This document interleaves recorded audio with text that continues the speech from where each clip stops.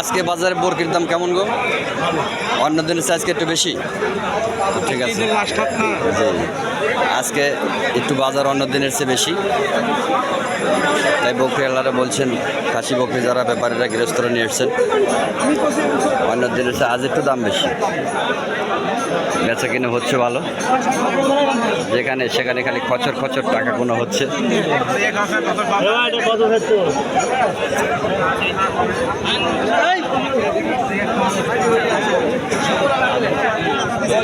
জ্বালালে সব জ্বালালে ইয়া করবি, কারণ এটা 17,000 বলছে খরিদ্দারে।